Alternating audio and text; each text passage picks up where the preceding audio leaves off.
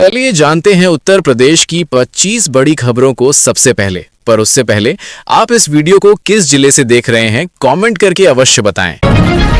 सोने की कीमतों में तेजी देखी गई और लखनऊ नोएडा में दरें ऊंची रहीं। व्यापारी मानते हैं कि वैश्विक बाजार के असर से कीमतें बढ़ी हैं। हालांकि शादी सीजन के कारण मांग अभी भी बनी हुई है। किसानों के खातों में मुआवजा राशि भेजने की प्रक्रिया तेज की गई। बताया गया कि 2.5 लाख से अधिक किसानों को सीधे बैंक खाते में पैसा मिला है। प्रशासन का कहना है कि डिजिटल भुगतान से पारदर्शिता बढ़ी है और किसान अब बिना बिचौलियों के समय पर सहायता प्राप्त कर पा रहे हैं। रेल यात्रियों की परेशानी उस समय बढ़ गई जब प्रयागराज हमसफर ट्रेन के कोचों में गंदे टॉयलेट, मच्छरों और बिना टिकट यात्रियों की भीड़ दिखी। लोगों ने शिकायत करते हुए कहा कि आरक्षित सीटों पर कब्जे से सफर कठिन हो गया है और रेलवे को त्योहारों से पहले सफाई और सुरक्षा व्यवस्था सुधारनी चाहिए। सरकारी स्कूलों में बच्चों के मूल्यांकन का तरीका बदलने जा रहा है। अब नंबरों की जगह स्टार आधारित होलिस्टिक प्रोग्रेस कार्ड मिलेगा। शिक्षकों को प्रशिक्षण दिया जा रहा है ताकि पढ़ाई के साथ व्यवहार कौशल और भागीदारी भी दर्ज हो सके। शिक्षा विभाग का मानना है इससे बच्चों पर परीक्षा का तनाव कम। मेरठ में मेट्रो और नमो भारत ट्रेन के टाइम टेबल को लेकर यात्रियों में भ्रम था। प्रशासन ने पूरी सूची जारी कर दी है ताकि लोग सफर से पहले सही समय और स्टेशन जान सकें। अधिकारियों का कहना है कि यह व्यवस्था शुरुआती महीनों में बार बार अपडेट होगी ताकि यात्रियों को दिक्कत न हो। गोरखपुर के गीड़ा औद्योगिक क्षेत्र के उद्यमियों ने फ्यूल सरचार्ज बढ़ने पर चिंता जताई। उनका कहना है कि उत्पादन लागत तेजी से बढ़ रही है और छोटे उद्योग प्रभावित होंगे। उद्योग संघ ने सरकार से राहत या सब्सिडी की मांग की है ताकि रोजगार और उत्पादन पर असर न पड़े। लखीमपुर में मुख्यमंत्री जनता बस सेवा फिलहाल सिर्फ 6 रूटों पर सीमित रह गई है। ग्रामीण यात्रियों ने कहा कि कई गांव अभी भी जुड़ नहीं पाए हैं। परिवहन विभाग का कहना है कि मांग और बजट के आधार पर नए रूट जोड़ने पर विचार किया जा रहा है। होली के मौके पर यात्रियों की भीड़ देखते हुए परिवहन विभाग ने दिल्ली, जयपुर समेत कई शहरों के लिए 200 अतिरिक्त बसें चलाने का फैसला किया है। अधिकारियों का कहना है कि टिकट काउंटर और ऑनलाइन बुकिंग दोनों बढ़ाई जाएंगी ताकि त्योहार पर घर जाने वालों को सीट मिल सके। गाजियाबाद में एक व्यापारी स्कूटी से मंदिर जाते समय नाले में गिर गया और उसकी मौत हो गई। स्थानीय लोगों ने बताया कि सड़क किनारे सुरक्षा रेलिंग नहीं थी। परिवार ने प्रशासन से इलाके में बैरिकेड और लाइट लगाने की मांग की है ताकि ऐसे हादसे दोबारा न। गाजियाबाद में हाई कोर्ट के आदेश पर अवैध दुकान सील की गई। शिकायतकर्ता ने आरोप लगाया कि कार्रवाई के बाद उसे धमकी मिल रही है। पुलिस ने मामला दर्ज कर जांच शुरू की है और कहा है कि कानून व्यवस्था से खिलवाड़ करने वालों पर सख्त कार्रवाई हो। कानपुर में खाद्य विभाग ने बड़ी कार्रवाई करते हुए 10,000 किलो एक्सपायर खजूर जब्त किए, जिनकी कीमत करीब 50 लाख बताई जा रही है। अधिकारियों के मुताबिक इन्हें रमजान से पहले बाजार में बेचने की तैयारी थी। विभाग ने गोदाम सील कर जांच शुरू कर दी है। अब रोडवेज बसें डिपो से तभी निकलेंगी जब सभी यात्रियों का टिकट बन जाएगा। परिवहन विभाग ने निर्देश जारी कर कहा है कि इससे राजस्व पारदर्शी होगा और सीटों की सही जानकारी मिलेगी। अधिकारियों को हर ट्रिप का रिकॉर्ड डिजिटल सिस्टम में दर्ज करना होगा।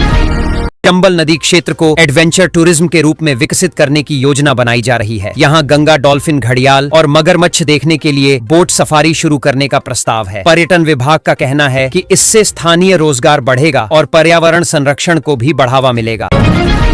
यूजीसी ने देश भर की 32 फर्जी यूनिवर्सिटियों की सूची जारी की है, जिसमें यूजीसी के अनुसार उत्तर प्रदेश के 4 संस्थान भी शामिल हैं। छात्रों को चेतावनी दी गई है कि ऐसे संस्थानों में दाखिला लेने से पहले मान्यता जरूर जांच लें ताकि डिग्री बेकार न। आगरा में बनारस की तर्ज पर यमुना महाआरती की शुरुआत की गई है। मेयर ने कहा कि इससे धार्मिक पर्यटन बढ़ेगा और शहर की सांस्कृतिक पहचान मजबूत होगी। स्थानीय व्यापारियों को उम्मीद है कि इससे शाम के समय घाटों पर पर्यटकों की संख्या बढ़ेगी।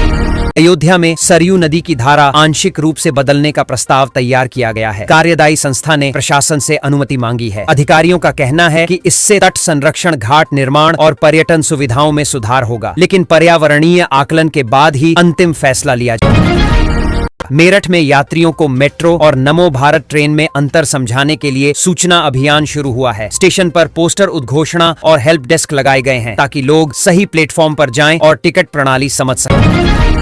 बाराबंकी के प्रमुख चौराहों पर ANPR कैमरे लगाने का प्रस्ताव भेजा गया है। पुलिस का कहना है कि इससे चोरी, लूट और फरार वाहनों की पहचान तुरंत हो सकेगी। योजना मंजूर होते ही शहर के एंट्री एग्जिट पॉइंट्स पर पहले चरण में कैमरे लगाए जाएंगे। मिर्जापुर के राजगढ़ क्षेत्र में प्राथमिक विद्यालय का गेट गिरने से 2 बच्चे घायल हो गए। ग्रामीणों ने बताया कि भवन जर्जर था और कई बार शिकायत की गई थी। शिक्षा विभाग ने जांच टीम भेजी है और मरम्मत के साथ जिम्मेदार अधिकारियों पर कार्रवाई की बात कही है। आजमगढ़ में आवारा कुत्तों ने भेड़ों के झुंड पर हमला कर दिया, जिससे कई पशुपालकों को नुकसान हुआ। ग्रामीणों ने प्रशासन से पशु चिकित्सीय सहायता और सुरक्षा व्यवस्था की मांग की है। पशुपालन विभाग ने प्रभावित परिवारों को मुआवजा दिलाने का आश्वासन।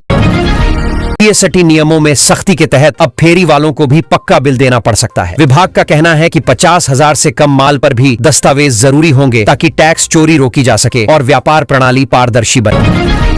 एनटीएफ ने लखनऊ में एक तस्कर को भारी मात्रा में मॉर्फिन के साथ गिरफ्तार किया। जांच में सामने आया कि वह इसे शहर के मॉल में बेचने की योजना बना रहा था। पुलिस ने नेटवर्क का पता लगाने के लिए उससे पूछताछ शुरू कर दी। एक शादी में बारात के दौरान मामूली बात पर विवाद बढ़ गया और समारोह रुक गया। कभी कुत्ते, कभी कुर्सी और फिर सोशल मीडिया टिप्पणी को लेकर तनाव हुआ। बाद में बुजुर्गों के समझाने पर मामला शांत हुआ और दोनों परिवारों ने कार्यक्रम पूरा किया। सिंगापुर दौरे पर मुख्यमंत्री योगी आदित्यनाथ ने डीबीएस बैंक नेतृत्व से मुलाकात कर नोएडा और लखनऊ में ग्लोबल कैपेबिलिटी सेंटर बनाने पर जोर दिया। सरकार का कहना है इससे आईटी निवेश, रोजगार और अंतर्राष्ट्रीय कंपनियों की भागीदारी बढ़ेगी, जिससे प्रदेश की अर्थव्यवस्था मजबूत होगी। मुख्यमंत्री सामूहिक विवाह योजना में सहायता राशि बढ़ाकर 1,01,000 करने के बाद नया आवेदन पोर्टल चालू कर दिया गया है। अधिकारियों का कहना है कि अब ज्यादा गरीब परिवार अपनी बेटियों का विवाह सम्मान से कर सकेंगे। समाज कल्याण विभाग ने ऑनलाइन आवेदन प्रक्रिया सरल कर दी।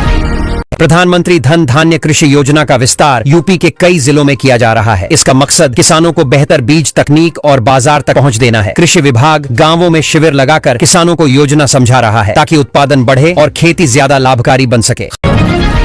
युवा उद्यमी विकास अभियान के तहत ब्याज मुक्त ऋण देने की प्रक्रिया शुरू हो गई है। आज पहले चरण के आवेदनों की जांच शुरू हुई। अधिकारी कह रहे हैं कि जिन युवाओं के पास अच्छा व्यापारिक विचार है उन्हें पूंजी की कमी नहीं होने दी जाएगी। इससे छोटे शहरों में रोजगार बढ़ने की उम्मीद जताई जा रही है।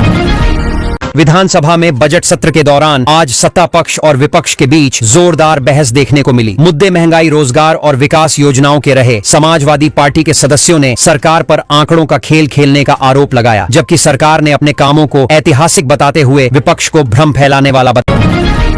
बजट 2026 पर विधानसभा में लगातार चर्चा चल रही है। सरकार इसे विकास और निवेश बढ़ाने वाला बता रही है, जबकि विपक्ष कर्ज और खर्च को लेकर सवाल उठा रहा है। अर्थशास्त्रियों का कहना है कि इतना बड़ा बजट अगर सही तरह लागू हुआ तो राज्य की बुनियादी ढांचे और रोजगार पर बड़ा असर पड़ सकता है। अखिलेश यादव की मौजूदगी में नसीमुद्दीन सिद्दीकी के समाजवादी पार्टी में शामिल होने से सियासी समीकरण बदलने की चर्चा है। पार्टी इसे सामाजिक संतुलन मजबूत करने वाला कदम बता रही है। ओबा जल मिशन को लेकर अखिलेश यादव ने सरकार पर भ्रष्टाचार के आरोप लगाए हैं। उन्होंने कहा कि परियोजना का फायदा जनता तक सही तरीके से नहीं पहुंच रहा। सरकार ने आरोपों को बेबुनियाद बताया है और कहा कि योजना से हजारों गांवों को पानी मिला है, जिसका रिकॉर्ड मौजूद है। संभल में अवैध वसूली की शिकायत पर एसपी ने पूरी एसओजी टीम को निलंबित कर दिया। जांच बैठा दी गई है और कहा गया है कि पुलिस की छवि खराब करने वालों को बख्शा नहीं जाएगा। स्थानीय लोगों का कहना है कि लंबे समय से शिकायतें थीं, इसलिए इस कार्रवाई से उन्हें राहत महसूस हो रही है। मुगलसराय में नशीली दवा तस्करी के आरोपी की करोड़ों की संपत्ति जब्त की गई है। पुलिस का कहना है कि अपराध से कमाई गई संपत्ति पर सख्ती जारी रहेगी। अधिकारियों ने बताया कि इस कार्रवाई से अवैध कारोबारियों में डर का माहौल बनेगा और कानून व्यवस्था मजबूत होगी। मौसम विभाग ने बताया है कि फिलहाल राज्य में मौसम सामान्य है, लेकिन 2 दिन बाद पश्चिमी इलाकों में हल्की बारिश हो सकती है। किसानों को सलाह दी गई है कि कटाई या छिड़काव जैसे काम मौसम देखकर करें ताकि फसल को नुकसान। ग्रेटर नोएडा में व्रत के आटे से बीमार हुए लोगों के बाद खाद्य विभाग ने दुकानों पर छापेमारी शुरू कर दी। अधिकारियों का कहना है कि मिलावट करने वालों के खिलाफ कड़ी कार्रवाई होगी। लोगों से भी अपील की गई है कि पैक्ड और भरोसेमंद उत्पाद ही खरीदें। सरयू पुल पर जाम लगने से यात्रियों को घंटों परेशानी हुई। प्रशासन ने बस चालकों को नियम मानने की चेतावनी दी है और ट्रैफिक पुलिस की अतिरिक्त तैनाती की गई है। अधिकारियों का कहना है कि जल्द स्थायी यातायात प्रबंधन योजना लागू की जाएगी। सरकारी कर्मचारियों की छुट्टियों को लेकर नियम बदल दिए गए हैं। अब अवकाश लेने के लिए सीधे विभागीय स्तर से नहीं बल्कि तय प्राधिकरण से मंजूरी लेनी होगी। सरकार का कहना है कि इससे कामकाज प्रभावित नहीं होगा और अनावश्यक छुट्टियों पर नियंत्रण रहेगा। होली से पहले यात्रियों के लिए राहत की खबर है। रेलवे ने भीड़ को देखते हुए उत्तर प्रदेश और बिहार के प्रमुख शहरों के लिए कई स्पेशल ट्रेनें चलाने का फैसला किया है। इससे त्योहार पर घर जाने वालों को टिकट मिलने में आसानी होगी और लंबी वेटिंग से जूझ रहे यात्रियों को काफी राहत मिल सके।